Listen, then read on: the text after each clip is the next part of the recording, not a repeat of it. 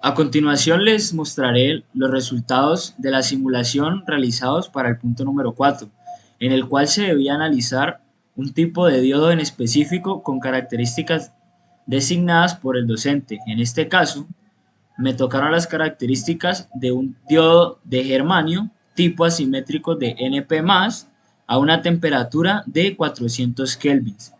Ahora, para la primera gráfica que debíamos obtener sus resultados, debíamos hallar características a 0 voltios, o sea, en equilibrio los datos experimentales. Es decir, para esto debíamos analizar la gráfica de potencial eléctrico, en la cual podemos observar los potenciales y los voltajes que se obtienen dentro de la gráfica. Como podemos observar, obtenemos el potencial interno y el ancho de depresión. En este caso, observando la gráfica, podemos observar que el potencial interno es igual a 0.23 debido a que es el punto de diferencia de potencial más alto al cambio de la variable voltaje que como podemos ver en el lado izquierdo de nuestra gráfica. Y el ancho de la depresión lo podemos calcular tomando la diferencia, que sería un punto alto, que sería para el material más dopado, que en este caso serían los de tipo P, o sea, los asertores, y para los donores tomar un punto en el cual esta gráfica se mantienen estables las dos. Entonces, tomamos un punto en el cual el material de tipo P, o sea, los donores, se encuentran estables, el punto más cercano al cambio. Entonces, en este caso, el punto más cercano que tenemos para los donores sería de 5,52 y el punto más cercano a la diferencia donde la gráfica se mantiene estable, que serían los 0 voltios, sería 4.85. Entonces, al hacer esta resta, obtenemos que el ancho de depresión para esta gráfica sería de 0.67. Ahora debíamos de calcular estos datos de forma teórica para comprobar el resultado que nos dio la simulación.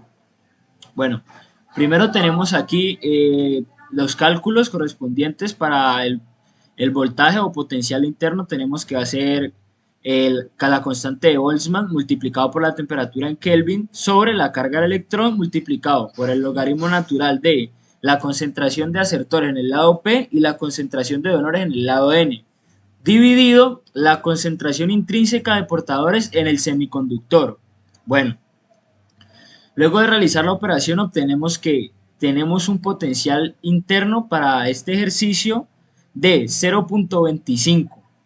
Listo, tenemos ahora el cálculo teórico y el valor experimental para el potencial interno. Ahora, vamos a analizar el ancho de depresión teóricamente, utilizando la fórmula que en puntos anteriores ya habíamos despejado. Como podemos observar, para la fórmula utilizamos la fórmula de la raíz de 2 por la constante dieléctrica relativa por la permitividad del vacío sobre la carga de electrón, todo multiplicado por la suma de la concentración de aceptores más la concentración de donores sobre la multiplicación de estas, multiplicándole el potencial interno que calculamos en el ejercicio anterior. Ahora, después de hacer los cálculos respectivos, obtenemos que el ancho de depresión es de 0.656896, es decir, micrómetros. Es decir, podemos observar esto y hacer el análisis para utilizar el ancho de depresión como 0.67 o 0.656. Podemos utilizarlo a medida de la cantidad de variables que queremos utilizar. Bueno, ahora debemos de reportar x de n y x sub p. Para eso utilizamos la fórmula que nos da que el ancho de depresión por la cantidad de concentración de los asertores en el lado P sobre la suma de la concentración de asertores en el lado P más la suma de concentración de donantes en el lado N me debe dar igual a xn. Y para xp sería la misma operación pero multiplicando a W por la concentración de donantes.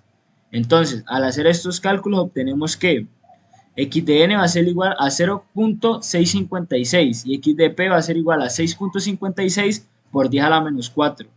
Con estos valores, ahora vamos a calcular el error porcentual entre la fórmula matemática y los datos de la simulación. Entonces tenemos la tabla que presentamos a continuación en la cual tenemos los valores de simulación y los de fórmula matemática. Utilizando la fórmula de error porcentual donde debemos restar el valor, o sea, tenemos el valor absoluto de una fracción en la cual su numerador debe ser la resta de la simulación menos la fórmula matemática sobre la fórmula matemática multiplicado por 100. Al hacer esto obtenemos que el error porcentual para el potencial interno va a ser del 8% y el error porcentual para el ancho de flexión va a ser de 1.98% para este diodo de germanio. Ahora, para el segundo punto se nos pide analizar la curva característica a polarización inversa, la curva de corriente-voltaje y de capacitancia-voltaje. Para esto podemos observar que la curva de corriente-voltaje a los voltajes que están cercanos al cero, la corriente será mayor. Es decir, que vamos a ver que la distancia que hay entre la región de cargas positivas y la región de cargas negativas aumenta. Por lo tanto, esto permite que la corriente aumente cuando los valores son más cercanos al cero. Por lo tanto, podemos hacer el análisis para la corriente de dispersión.